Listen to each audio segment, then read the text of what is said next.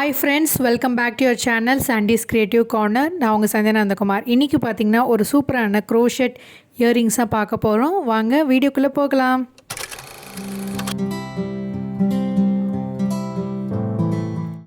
Flower earrings ஏற்றுக்காக embroidery floss blue colour எடுத்திருக்கேன். அடுத்தது crochet நீடில் வந்து பார்த்திங்கன்னா 1.75 mm நீடில் எடுத்திருக்கேன்.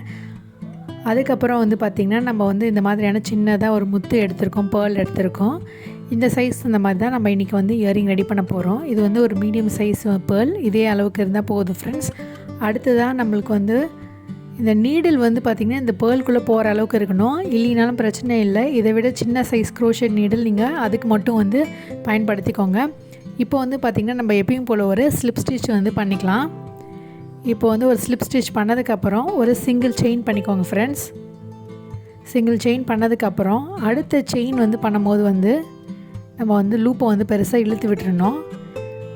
இப்போ இந்த நீடில் நம்ம ரிமூவ் பண்ணிடலாம், ஏன்னா வந்து இந்த பீட்குள்ளே வந்து இந்த நீடில் வந்து போகாது. அதனால் ரொம்ப சின்ன சைஸில் இருக்கக்கூடிய crochet நீடில் எடுத்திருக்கேன். இது வந்து பார்த்திங்கன்னா 0.6 அந்த mm இருக்கும் இல்லையா, அந்த crochet நீடில் எடுத்துகிட்டு இந்த பீடை கோக்கிறதுக்காக மட்டும்தான் நான் யூஸ் பண்ணுறேன். இந்த நீடில் இப்படி பீடை இதுக்குள்ளே இன்சர்ட் பண்ணிவிட்டு த்ரெட் இப்படி புல் பண்ணோம்னா இந்த த்ரெட் வந்து வெளியில் வந்துடுச்சு பாருங்கள். இந்த மாதிரி புல் பண்ணிவிட்டு வெளியில் கொண்டு வந்துடுங்க. அதுக்கப்புறம் வந்து நம்ம வந்து இந்த நீடில் வந்து ரிமூவ் பண்ணிடலாம் ஃப்ரெண்ட்ஸ். இப்போ மறுபடியும் நான் வந்து 1.75 mm crochet நீடில் எடுத்துகிட்டு இதுக்குள்ளே இன்சர்ட் பண்ணிவிட்டு இப்போ வந்து ஒரு ஸ்லிப் ஸ்டிச் பண்ணிக்கலாம் டைட்டாக இந்த பேர்லை. அப்போ தான் வந்து இது வந்து ரிமூவ் ஆகாமல் இருக்கும் ஃப்ரெண்ட்ஸ். இந்த மாதிரி இன்சர்ட் பண்ணிவிட்டு ஒரு ஸ்லிப் ஸ்டிச் பண்ணிவிடுங்க. அடுத்ததாக நம்ம என்ன பண்ண போகிறோன்னா செயின் 5 பண்ண போகிறோம். Chain 1, chain 2, chain 3, chain 4, chain 5 பண்ணிக்கோங்க. இப்போ செயின் 5 பண்ணதுக்கப்புறம் இதைப்படி திருப்பிட்டு நம்ம வந்து ஒரு ஸ்லிப் ஸ்டிச் போட்டதும் இல்லையா, அதுக்கு முன்னாடி இருக்கிற செயின் 1ல் வந்து இந்த நீடில் இன்சர்ட் பண்ணிவிடுங்க ஃப்ரெண்ட்ஸ். இன்சர்ட் பண்ணிவிட்டு இந்த மாதிரி ஒரு ஸ்லிப் ஸ்டிச் பண்ணிவிடுங்க. இப்போ மறுபடியும் என்ன பண்ண போகிறோன்னா செயின் 5 பண்ண போகிறோம். பாருங்கள், chain 1, chain 2, chain 3, chain 4, chain 5. Chain 5 பண்ணதுக்கப்புறம் அடுத்ததாக நம்ம அப்படி திருப்பி வச்சுட்டு நம்ம ஆரம்பிக்கும் போது வந்து ஒரு செயின் போட்டோம் இல்லையா, இந்த செயின் 5 பண்ணும்போது அதுக்குள்ளே நீங்கள் இன்சர்ட் பண்ணிடுங்க ஃப்ரெண்ட்ஸ். இன்சர்ட் பண்ணிவிட்டு இங்கே வந்து ஒரு ஸ்லிப் ஸ்டிச் பண்ண போகிறோம். பாருங்கள், இப்போ வந்து நான் செயின்குள்ளே இன்சர்ட் பண்ணிட்டேன். இப்போ வந்து ஒரு ஸ்லிப் ஸ்டிச் பண்ணிவிடுங்க. இப்போ அடுத்தது என்ன பண்ண போகிறோன்னா இந்த பேர்லை சுற்றி நம்ம வந்து க்ரோஷேட்டும் 3 செயின்ஸ் பண்ணிவிட்டு ஒரு பீக் அவுட் பண்ண போகிறோம். பாருங்கள், இப்போ ஒரு சிங்கிள் செயின் பண்ணிட்டேன். அடுத்ததாக வந்து நம்ம இந்த செயினையும் இந்த த்ரெட்டையும் வந்து ஒன்று சேர்த்துட்டு இந்த இடத்துல வந்து ஒரு சிங்கிள் க்ரோஷேட் போடுறோம். பாருங்கள் ஃப்ரெண்ட்ஸ், நம்ம பேர்லை சுற்றி வந்து இந்த பக்கம் ஒரு 5 ஸ்டிச்சும் இந்த பக்கம் ஒரு 5 ஸ்டிச்சும் பண்ணோம் இல்லையா, அதில் தான் நம்ம இன்சர்ட் பண்ணி ஒரு சிங்கிள் ஸ்டிச் பண்ணி 3 செயின்ஸ் பண்ணிவிட்டு இதுக்குள்ளே இப்படி இன்சர்ட் பண்ணிவிட்டு, அதாவது சிங்கிள் செயின்குள்ளே இன்சர்ட் பண்ணிவிட்டு ஒரு பீகாட் ஸ்டிச் வந்து இந்த மாதிரி பண்ணணும். பாருங்கள், இப்போது இந்த பீடை சுற்றி இருக்கக்கூடிய அந்த ரிங்கில் தான் நம்ம வந்து ஒர்க் பண்ணிகிட்ருக்கோம். பாருங்கள் ஃப்ரெண்ட்ஸ், இதுக்குள்ளே ஒரு சிங்கிள் crochet பண்ணிவிடுங்க. அதுக்கப்புறம் வந்து செயின் 3 பண்ணுங்கள் ஃப்ரெண்ட்ஸ். செயின் 3 பண்ணதுக்கப்புறம் அந்த சிங்கிள் crochetல வந்து பண்ண ஆரம்பிக்கும் போது போட்ட அந்த ஸ்டிச்சில் இன்சர்ட் பண்ணிவிட்டு ஒரு பீகாட் ஸ்டிச் வந்து பண்ணிவிடுங்க.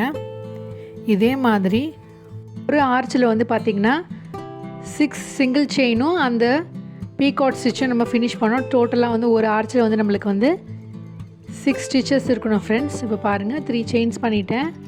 இப்போது அந்த சிங்கிள் செயின்குள்ளே இன்சர்ட் பண்ணிவிட்டு ஒரு பீகாட் ஸ்டிச் வந்து பண்ணுறேன். பாருங்கள்,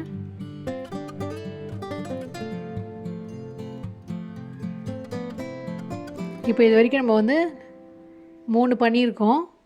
இதே மாதிரி நம்ம வந்து ஒரு பக்கம் வந்து 6 பண்ணணும் ஃப்ரெண்ட்ஸ். இப்போ பண்ணிவிட்டு உங்களுக்கு காட்டுறேன். இந்த பக்கம் பார்த்திங்கன்னா ஒரு ஆர்ச்சில் வந்து நம்ம 6 வந்து பண்ணியிருக்கோம்.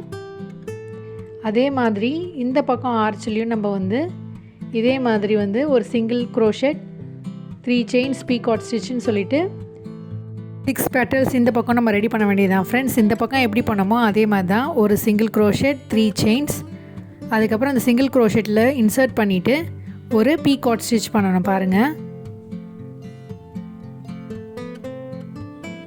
இந்த மாதிரி வந்து ஒரு பீகாட் ஸ்டிச் வந்து பண்ணிவிடுங்க. இதே மாதிரி அடுத்த ஸ்டிச் நம்ம பண்ண போகிறோம். ஒரு சிங்கிள் க்ரோஷெட்,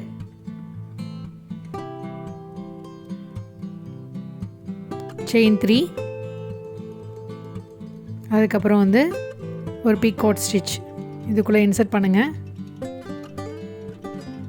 இன்சர்ட் பண்ணிவிட்டு வெளில கொண்டு வந்துடுங்க ஃப்ரெண்ட்ஸ்.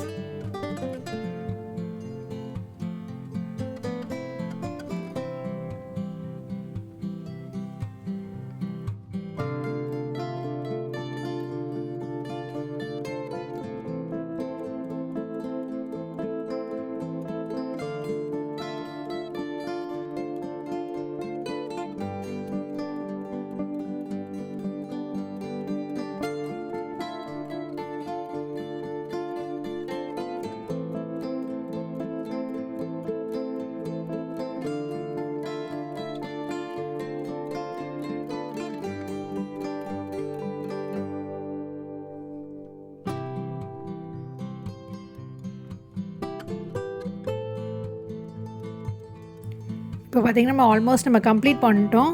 டோட்டலாக நம்மளுக்கு வந்து 12 பெட்டல்ஸ் இருக்கணும். இப்போ வந்து 12 பெட்டல்ஸ் வந்து ரெடி ஆகிடுச்சு பாருங்கள். இப்போ அடுத்தது என்ன பண்ண போகிறோன்னா இதுக்குள்ளே வந்து ஒரு ஸ்லிப் ஸ்டிச் பண்ணிவிட்டு நம்ம ஃபினிஷ் பண்ண வேண்டியதான் ஃப்ரெண்ட்ஸ். ஒரு ஸ்லிப் ஸ்டிச் பண்ணிவிடுங்க.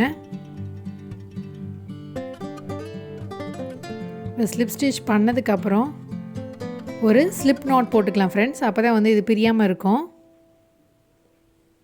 இப்போ ஸ்லிப் நாட் போட்டதுக்கப்புறம் எக்ஸஸாக கொஞ்சம் த்ரெட் விட்டுட்டு கட் பண்ணி எடுத்துருங்க ஃப்ரெண்ட்ஸ். இப்போது நம்ம ஆரம்பித்த இந்த த்ரெட்டையும் இந்த கடைசியாக வந்து ஃபினிஷ் பண்ண இந்த த்ரெட்டையும் சேர்த்து வந்து 2-3 நாட் போட்டு செக்யூர் பண்ணிவிட்டு எக்ஸஸாக இருக்கக்கூடிய த்ரெட்டை வந்து கட் பண்ணி எடுத்துடலாம் ஃப்ரெண்ட்ஸ்.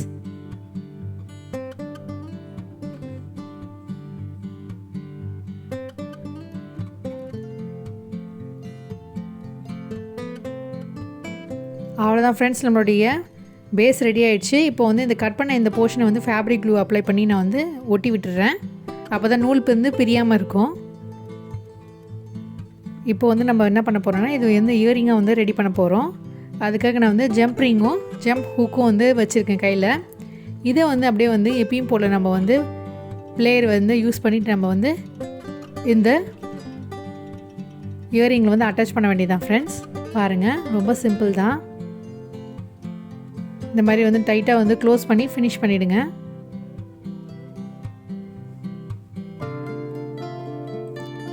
அவ்வளோதான் ஃப்ரெண்ட்ஸ், நம்மளுடைய சூப்பரான பேர்ல் க்ரோஷெட் இயரிங் சூப்பராக ரெடி ஆகிடுச்சு பாருங்கள். ரொம்ப ஈஸியாக பியூட்டிஃபுல்லாக அழகாக வந்து நம்ம ஒரு 10 நிமிஷத்தில் சூப்பராக ரெடி பண்ணிடலாம். கண்டிப்பாக நீங்களாம் ட்ரை பண்ணி பார்த்துட்டு எப்படி இருக்குன்னு மறக்காமல் கமெண்ட் செக்ஷனில் கமெண்ட் பண்ணுவீங்கன்னு நினைக்கிறேன். தேங்க்ஸ் ஃபார் வாட்சிங்.